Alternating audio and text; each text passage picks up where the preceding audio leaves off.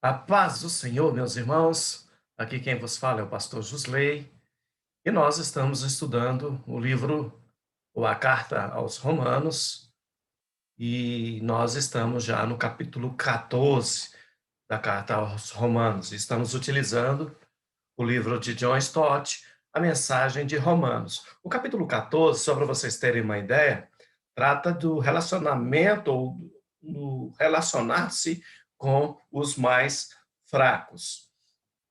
Já que, quando a gente vai estudar o capítulo 14, o apóstolo Paulo, ele deixa bem claro que existem dois tipos de crentes, crentes fortes e crentes fracos, que nós estaremos vendo a partir de agora.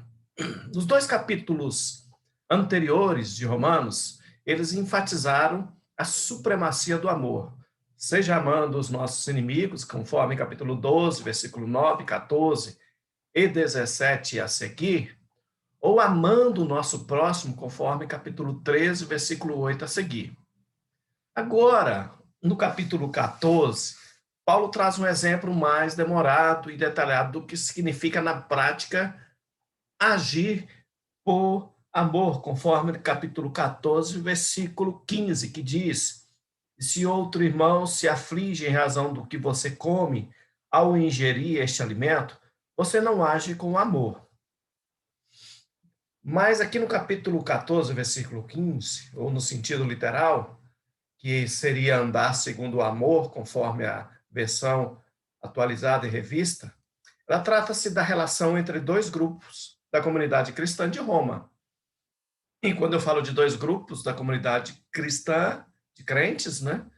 E aqui denominados de crentes fracos e crentes fortes, ou cristãos fracos ou cristãos fortes.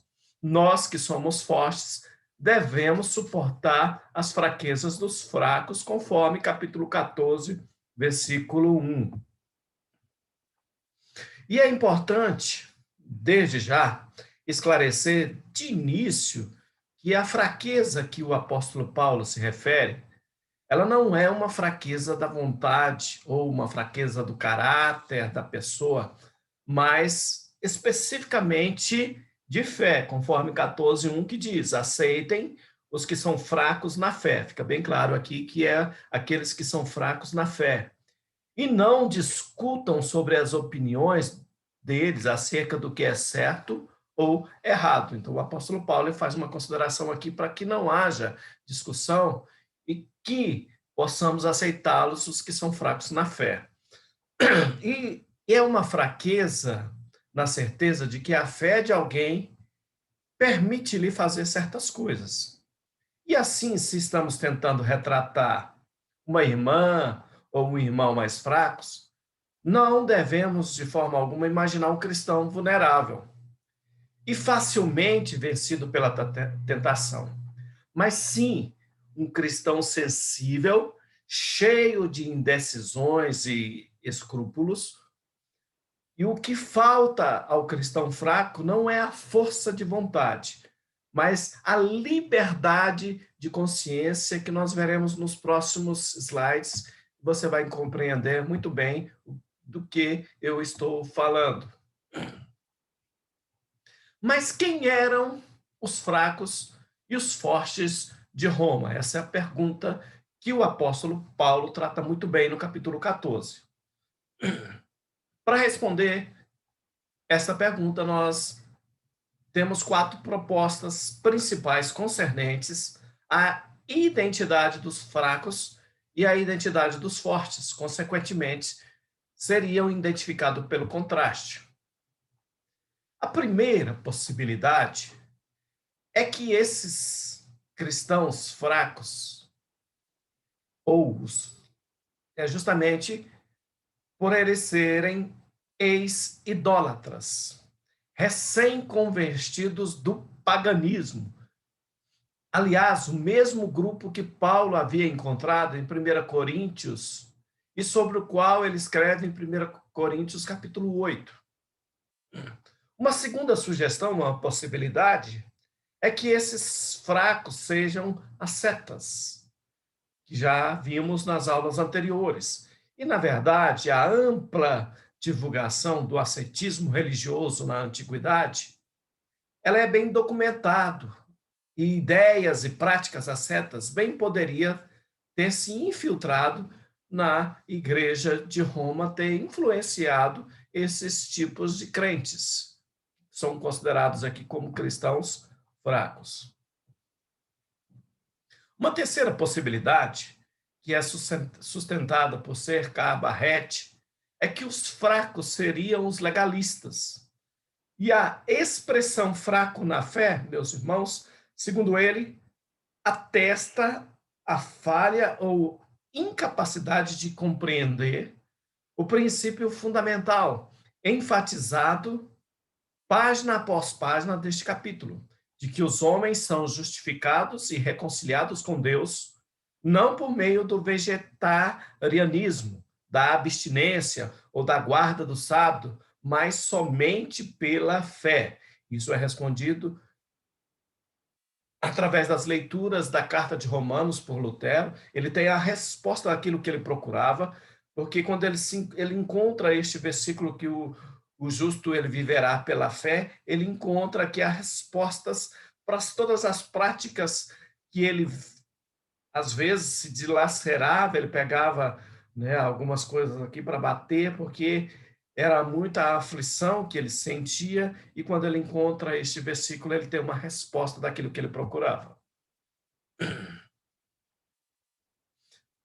Bom, a quarta possibilidade, ou a quarta proposta, e essa, aliás, é a mais satisfatória do que as três anteriores apresentadas, é que os fracos, eles seriam, em sua maioria, cristãos judeus, cuja fraqueza consistiria no fato de permanecerem de sã consciência comprometido com as regras judaicas concernentes a dietas e dias religiosos. Quando a gente fala de dieta, eles continuavam observando as normas alimentares do Antigo Testamento, comendo apenas coisas limpas ou puras, conforme capítulo 14, versículo 14 e 20, que diz assim, vamos ler? Versículo 14, ele diz, eu sei e estou convencido com base na autoridade do Senhor Jesus, que nenhum alimento é por si mesmo impuro. Isso o apóstolo Paulo dizendo. E no versículo 20, diz, não destrua a obra de Deus por causa da comida. Embora todos os alimentos sejam aceitáveis, é errado comer algo que leve alguém a tropeçar. Além disso, ou se certificavam de que a carne a ser consumida obedecia às exigências do ritual judaico, isto é, que os animais tivessem sido mortos da maneira prescrita, ou dada a dificuldade de garantir aqui isso, simplesmente optavam por abster-se completamente de comer carne. Aleluias. Quanto aos dias especiais, que era um outro problema, eles observavam tanto o sábado como os festivais judaicos. Tudo isso se encaixa no contexto cristão judaico. Bom, a atitude conciliatória de Paulo com relação aos fracos, não permitindo que os fortes os desprezem, ou os intimidem, ou os condenem, ou os prejudiquem, manifesta-se também no fato de ter respeitado o decreto do Concílio de Jerusalém, que nós encontramos lá no capítulo 15, que fora, capítulo 15 do livro de Atos, que fora designado justamente para controlar os fortes e salvaguardar a consciência dos fracos. Se vocês se lembrarem aí, no capítulo 15, existe uma decisão do conselho. Lá no versículo 22 em diante, diz, então, os apóstolos e presbíteros e toda a igreja em Jerusalém escolheram representantes e os enviaram a Antioquia da Síria, com Paulo e Barnabé, para informar sobre essa decisão. Qual seja, três importantes decisões aqui eles tomaram. Os homens escolhidos eram dois líderes entre os irmãos, Judas, também chamado Barsabás, e Silas. Essa carta foi as que eles levaram.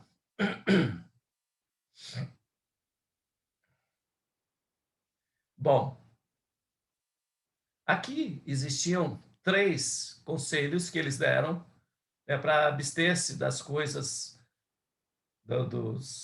das coisas ilícitas, da prostituição, né? E aqui eles fazem para que não haja um peso para eles, porque os judeus, quando os gentios começam a se converter, eles queriam que eles também eles se circuncidassem, que seguissem toda a lei. E no capítulo 15 a gente vê que a reunião justamente foi para que não viesse sobre eles todo esse peso aqui.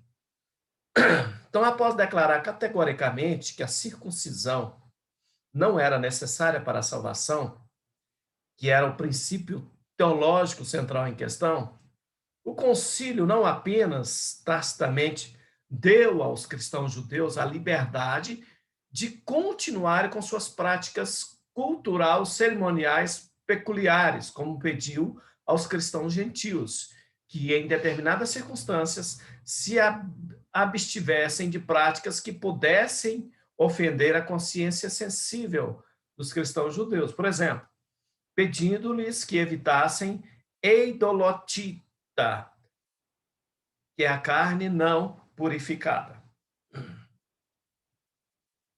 O apóstolo Paulo, evidentemente, seguia essas diretrizes em seu próprio ministério. Ele teve o cuidado de não comprometer qualquer princípio por meio de concessões de ordem política.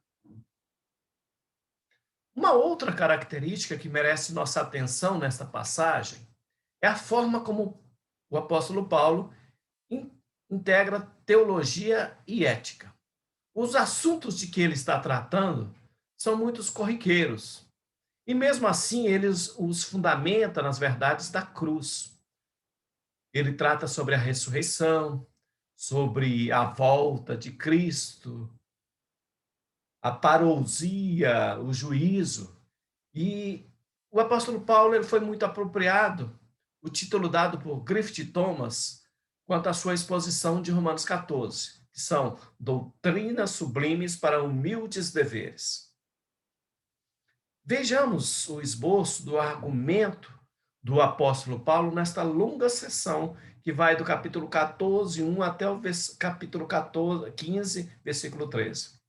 Primeiro, o apóstolo Paulo ele lança o princípio fundamental da aceitação, especialmente a aceitação dos fracos, que vai orientar toda a discussão.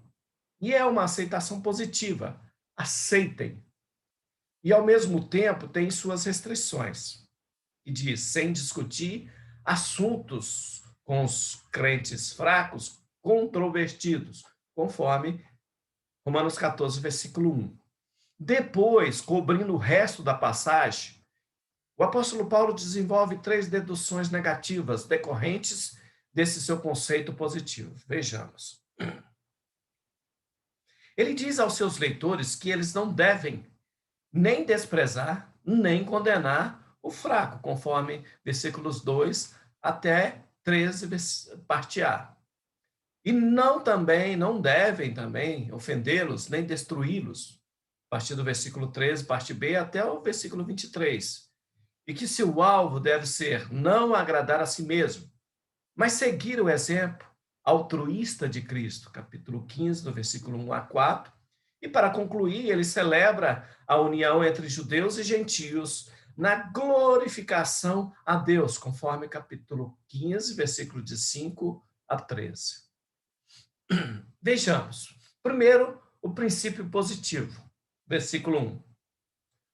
O princípio positivo é apresentado em 2 partes. Primeiro, aceitem ao que é fraco na fé. Nota-se aqui que não há tentativa alguma de dissimular ou disfarçar aquilo que esses irmãos e irmãos são. Eles são fracos na fé, meus irmãos. O significado aqui é convicção. Eles são imaturos, incultos. E como se torna evidente no decorrer da argumentação do próprio apóstolo Paulo. E até equivocados com relação a certas doutrinas. Mas nem por isso eles devem ser ignorados ou censurados. Nem pelo menos, ou pelo menos nesse estágio. E aqui o apóstolo Paulo ele fala que eles não devem ser corrigidos, mas devem ser acolhidos na comunidade cristã, eles devem ser aceitos, eles devem ser amados, devem ser tratados com bastante carinho. Em segundo lugar, que é a parte B do versículo 1 do capítulo 14, após refletirmos sobre o princípio de aceitação, convém notarmos como se dá essa aceitação. E aqui o apóstolo Paulo ele faz uma orientação aos crentes fortes, sem discutir instintos controvertidos. As duas palavras usadas no original grego, elas têm uma ampla gama de sentidos, que é diacriseis, que pode significar discussões, debate, discórdias ou julgamentos, e já a segunda palavra em grego, que é lialogismoi, que pode referir-se a opiniões, escrúpulos ou conflitos íntimos e ansiosos da consciência. Bom, o segundo princípio aqui é as consequências negativas, que vai do capítulo 14, versículo 2, até o 13, parte A. Primeiro, não desprezem nem condenem o fraco. Para podermos entender a linha de pensamento de Paulo, é bom destacarmos cada verdade teológica, em particular sobre a qual as suas exortações se baseiam, que são 4 verdades. Vejamos então, capítulo 14, versículo 2, até a parte 13a, que diz assim: por exemplo, um irmão crê que não é errado comer qualquer coisa. Outro, porém, que é mais fraco, come somente legumes e verduras. Quem se sente à vontade para comer de tudo não deve desprezar quem não o faz. E quem não come certos alimentos não deve condenar quem o faz, pois Deus os aceitou. Quem são vocês para condenar o servo de outra pessoa? O Senhor deles julgará se estão em pé ou se caíram, e com a ajuda de Deus ficarão em pé e receberão a aprovação dele. Da mesma forma, há quem considere um dia mais sagrado que o outro, enquanto outros acreditam que todos os dias são iguais. Cada um deve estar plenamente convicto do que faz. Quem adora a Deus num dia especial, faz para honrá-lo. Quem come qualquer tipo de alimento também o faz para honrar o Senhor, uma vez que dá graças a Deus antes de comer. E quem se recusa a comer certo alimento, deseja igualmente agradar ao Senhor, e por isso dará graças a Deus. Pois não vivemos nem morremos para nós mesmos. Se vivemos é para honrar o Senhor, e se morremos é para honrar ao Senhor. Portanto, quer vivamos, quer morramos, pertencemos ao Senhor. Por isso Cristo morreu e ressuscitou para ser Senhor tanto dos vivos quanto dos mortos. Então, por que você julga o outro irmão? Por que o despreza? Lembre-se de que todos nós compareceremos diante do tribunal de Deus, pois as Escrituras o dizem. Tão certo como eu vivo, diz o Senhor, todo o joelho se dobrará para mim, toda língua declarará a lealdade a Deus. Assim, cada um de nós será responsável por sua vida diante de Deus. Portanto, deixamos de julgar uns aos outros. Bom, então não despreze nem condene o fraco. Para podermos entender a linha de pensamento de Paulo, né? Aqui ele apresenta 4 verdades. Então aceite-o porque Deus o aceitou, versículos 2 a 3. Paulo escolhe a questão da comida como primeira ilustração de como o fraco e o forte, o receoso e o livre, ele deve comportar-se em relação um ao outro. Um crê que pode comer de tudo, pois a liberdade de Cristo lhe proporcionou, libertou também de escrúpulos desnecessários com relação à comida. Já o outro, cuja fé é fraca, come apenas alimentos vegetais.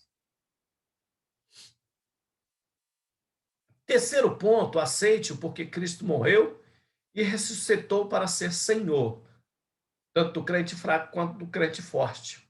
A explicação contínua. Se é inadequado rejeitar uma pessoa que Cristo aceitou, é, no mínimo, igualmente inadequado interferir no relacionamento entre o mestre e seu discípulo, oiketes, ou seja, também tem a palavra de ser, que tem a definição de ser seu escravo, escravo doméstico. Quem é você para julgar o servo alheio? 4, versículo 4, parte A. Então, na vida comum, esse tipo de comportamento, ele seria considerado igualmente ultrajante e traria profundos ressentimentos.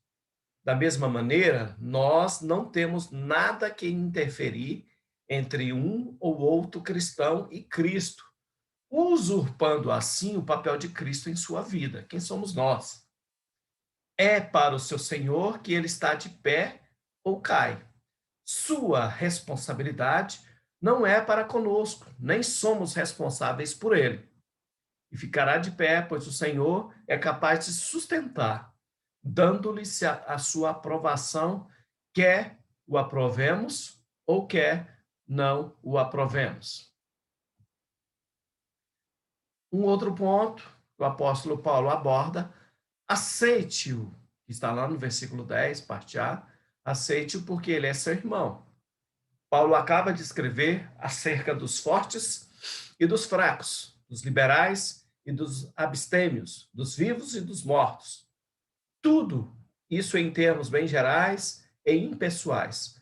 De repente, então, aparece com duas perguntas diretas, nas quais contrapõe você com seu irmão. Portanto, você, por que julga seu irmão? Ou por que despreza o seu irmão? Desprezar, meus irmãos, e julgar os outros cristãos,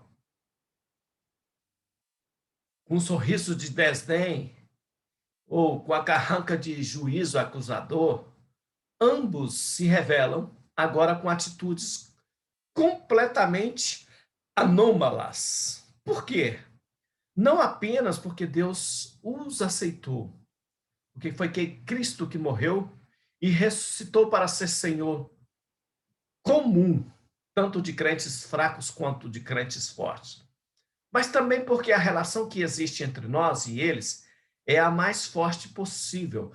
Nós nos tornamos uma grande família, se torna agora laços de família.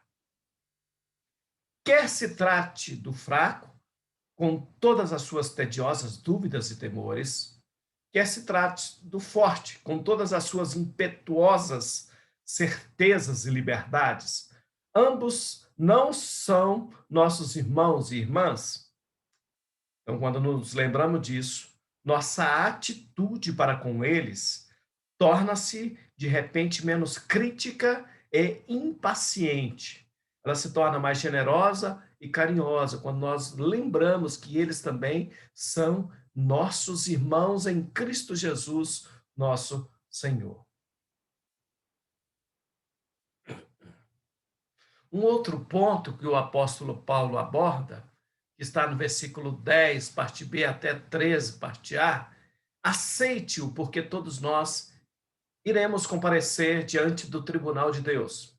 Então há uma ligação óbvia entre o fato de não julgarmos nosso irmão e o fato de termos de comparecer diante do tribunal de Deus.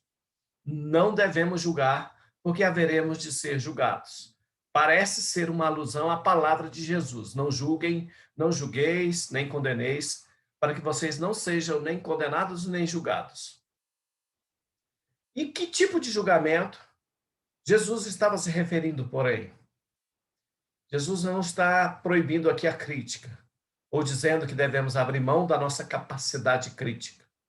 Se ele fizesse isso, ninguém, mas ninguém mesmo, teria condições de obedecer a uma das exortações que ele diz logo a seguir: cuidado com os falsos profetas.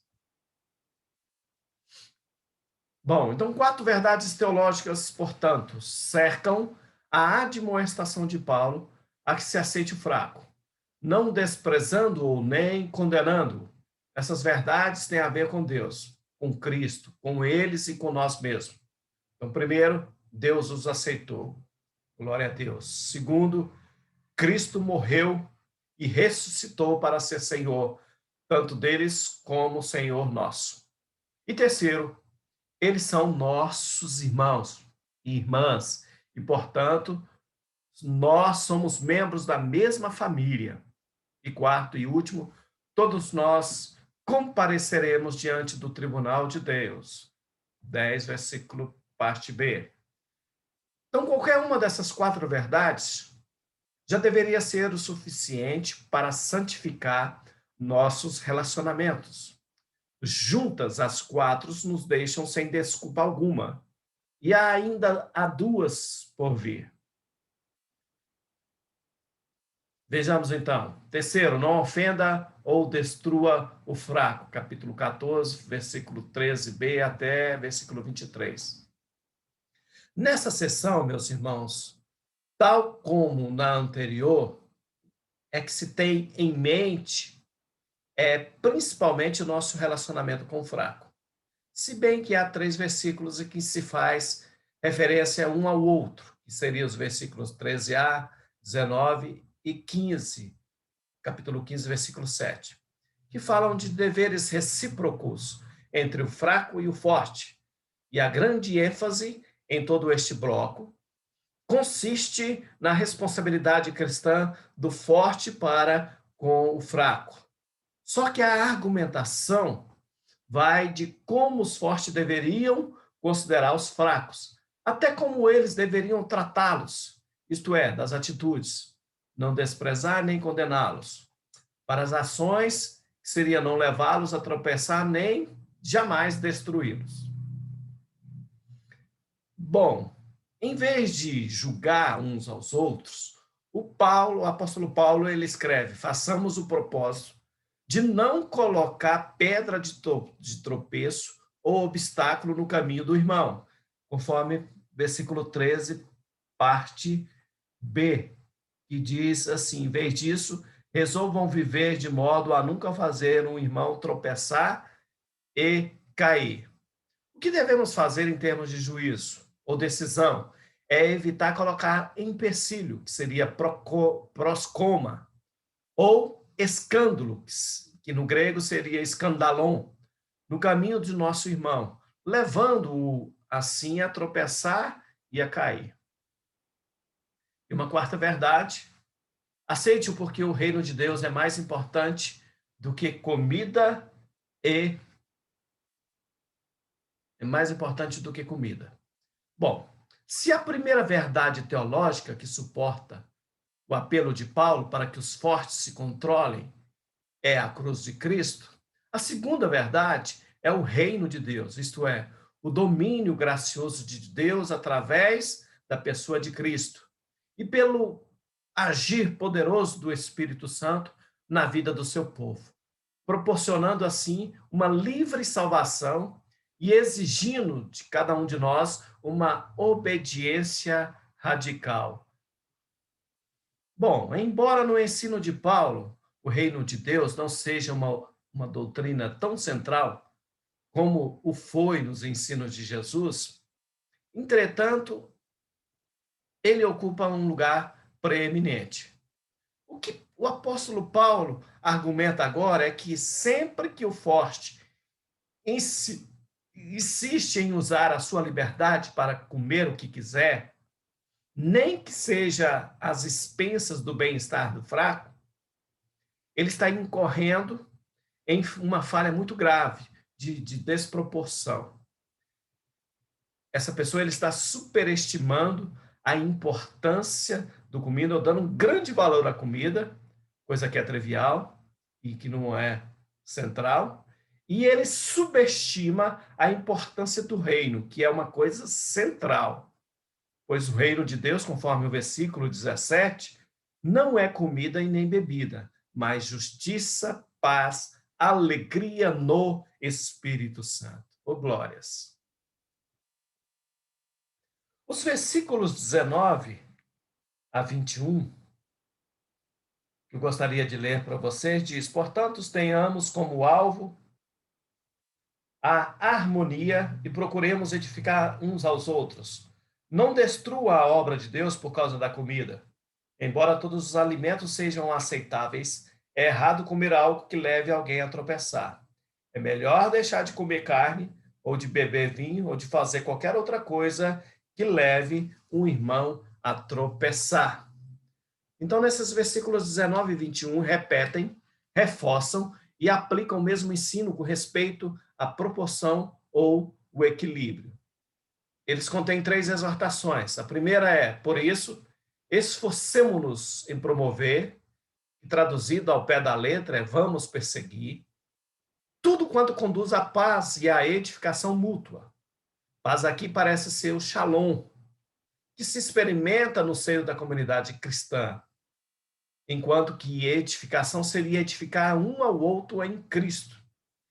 É este o alvo positivo que todos deveriam buscar e que os fortes estavam negligenciando ao tratarem com insensibilidade os fracos. Eles estavam deixando de lado a paz, o shalom, que todos nós recebemos quando aceitamos a Cristo Jesus. A segunda coisa é: não destrua a obra de Deus por causa da comida. A obra de Deus poderia ser uma alusão ao irmão mais fraco, como indivíduo, mas no contexto parece referir-se à comunidade cristã. Destruir parte de um verbo diferente daquele que o Paulo usou no versículo 15. A palavra grega katalion significa rasgar ou demolir, principalmente em se tratando de construções. E a terceira exortação de Paulo, ela expressa um contraste entre os dois tipos de comportamento, que ele declara serem respectivamente errado e certo. Seria a palavra kakos e kalos. Kakos no versículo 20, parte B, e kalos no versículo 21. Todo alimento, meus irmãos, ele é puro, diz o apóstolo. E uma verdade já afirmada no versículo 14, e repetida aqui, só que agora o adjetivo é kataros, puro, e não koinós, comum. Mas é errado comer qualquer coisa que faça os outros tropeçarem. Se você come e causa escândalo e faz o outro meu irmão tropeçar, então é errado a sua postura. Então, sendo assim, é melhor não comer carne nem beber vinho, que assim se menciona pela primeira vez, nem fazer qualquer outra coisa que leve seu irmão a cair, conforme versículo 21. Bom, aceite-o, porque o reino de Deus é mais importante do que comida. Paulo conclui nos versículos 22 e 23, que eu gostaria de ler para vocês, dizendo assim: você tem direito às suas convicções, mas guarde isso entre você e Deus. Felizes são aqueles que não se sentem culpados por fazer algo que consideram correto. Mas se você tem dúvidas quanto ao que deve ou não comer, será culpado se comer, pois vai contra as suas convicções. Se faz qualquer coisa sem convicção, está pecando. Então, Paulo conclui, nos versículos 22 e 23, esboçando uma distinção entre o crer e o agir, isto é, entre a convicção pessoal e a conduta em público. Assim escreve, referindo-se ele à primeira esfera, seja qual for o seu modo de ser, de crer a respeito dessas coisas, quer você seja forte e creia que pode comer qualquer coisa, ou quer você seja fraco, se ache que não pode comer, que isso permaneça entre você e Deus. Glória a Deus, né? Que conselho lindo, né? Mantenha a coisas em segredo. Precisa colocar ou provar a fé do irmão, ou levar meu irmão a cair.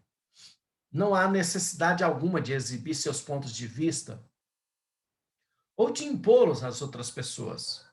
Quanto ao procedimento público, o apóstolo Paulo emite duas opiniões, aqui representada por dois homens, que de pronto identificamos como sendo, respectivamente, o cristão forte e o cristão fraco. O cristão forte, ele é abençoado porque a sua consciência aprova o comer de tudo. Glória a Deus. De maneira que ele é livre para seguir a sua consciência sem qualquer sentimento de culpa. Bem-aventurado é o homem que não se condena naquilo que aprova. Mas aquele que tem dúvida, isto é, o cristão fraco, que vive atormentado e apreensivo diante dos sinais vacilantes de sua consciência, ele é condenado se comer, provavelmente por sua consciência e não por Deus, porque não come com fé, e tudo que não provém de fé é pecado.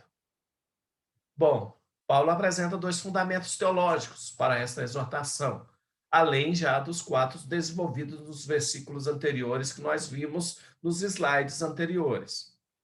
Primeiro, aceite porque ele é seu irmão, porque Cristo morreu. Versículos 14 a 16. Antes de desenvolver o argumento, segundo o qual ninguém deve prejudicar a irmã ou o irmão mais fraco. No entanto, Paulo explica em termos bem pessoais o dilema enfrentado pelos fortes. Ele é causado por duas verdades que se conflitam mutuamente. Primeiro, como alguém que está no Senhor Jesus, tendo plena convicção, igual a todos os cristãos fortes, quando tem uma boa doutrina da criação, de que nenhum alimento é por si mesmo impuro. Por outro lado, os fortes estão convictos de que todos os alimentos são puros. E a gente vê que os fracos têm plena convicção de que estes não são. Como é que os fortes devem agir quando duas consciências entram em colisão? A resposta do apóstolo Paulo com relação a este assunto ela é um pouco ambígua. Embora os fortes estejam certos, e ele compartilha dessa sua convicção, já que é o próprio Senhor que o endossou, ele jamais, ouve o que eu estou te falando, jamais podem atropelar os escrúpulos dos fracos, impondo-lhes o seu ponto de vista. E a razão é essa: se seu irmão se entristece devido ao que você come, não apenas porque ele o vê fazendo alguma coisa que ele desaprova, mas porque ele é induzido a seguir o seu exemplo contra a sua própria consciência, você já não está agindo por amor. Não está mais percorrendo a trilha do amor. Pois o amor, meus irmãos, nunca desconsidera a consciência dos fracos. O amor limita a sua própria liberdade a partir do respeito por eles. Pois ferir a consciência de um irmão mais fraco é mais do que entristecê-lo, é destruí-lo. E isso é totalmente incompatível com o amor. Por causa da sua comida, não destrua o seu irmão, porque em Cristo morreu. E em segundo lugar, tal visão, a destruição eterna de um irmão, ela é inconsistente com a doutrina da perseverança final. Isso nós tratamos numa das aulas aí, quando nós tratamos os 5 pontos do arminianismo, os 5 pontos do calvinismo. Calvinismo, a gente falou sobre tulipa, e o arminianismo nós tratamos da remonstrância, que são os 5 pontos fundamentais, já que é um livro de John Stott, e ele tem um cunho já calvinista, ele trata sobre esta visão aqui, que é da perseverança final.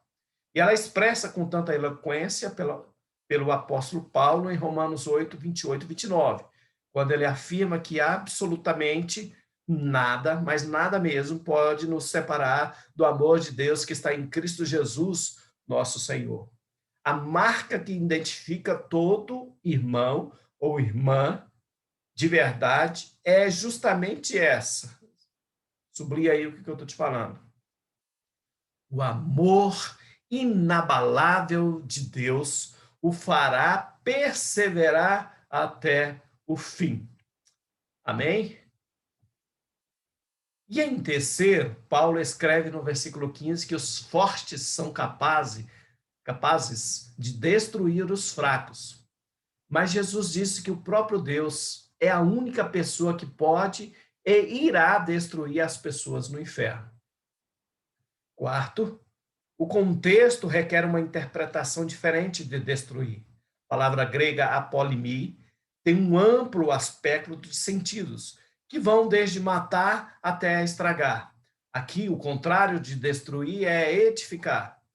A advertência do apóstolo Paulo, portanto, é que os fortes que desencaminham os fracos, levando-os a contrariarem a própria consciência, eles estarão danificando seriamente o discipulado cristão destes. E o apóstolo Paulo insta com os fortes para que não causem tal prejuízo aos fracos. Aquilo que é bom para vocês, ou seja, a liberdade que encontraram em Cristo, não se torne objeto de maledicência. Não fiquem se exibindo por aí em detrimento dos fracos. Amém? Pois é, quem vos falou foi o pastor Jusley, eu sou pastor da Igreja de Deus no Brasil, Conjunto Primavera Goiânia, Goiás. Nós estamos estudando sobre a carta aos Romanos, composta de 16 capítulos. Nós terminamos nesta aula o capítulo 14. Nas próximas, nós estaremos encerrando o capítulo 15 e o capítulo 16. E eu gostaria de deixar um pedido para você aí, para que visitem a minha página lá no YouTube, Pastor Jusley Gama, e lá você vai encontrar todas as demais aulas que nós já fizemos com relação à carta de Romanos. Lá você vai encontrar também várias pregações, lá você vai encontrar estudos temáticos, você vai encontrar aulas de homilética completa. Nós iniciamos também com aulas de grego, ainda estamos iniciando essas aulas de grego, mas eu gostaria que você nos ajudasse, primeiro, se inscrevendo no meu canal, caso ainda não tenham feito. Segundo, incentivando os seus líderes a visitarem meu canal e se inscreverem lá e assistirem às aulas. Este é um material que nós fazemos com muito carinho, com muito amor, pregando o evangelho, melhor de tudo, sem custo nenhum para a sua vida, para que você possa crescer em Cristo Jesus. Amém, meus irmãos? Glória a Deus por isso.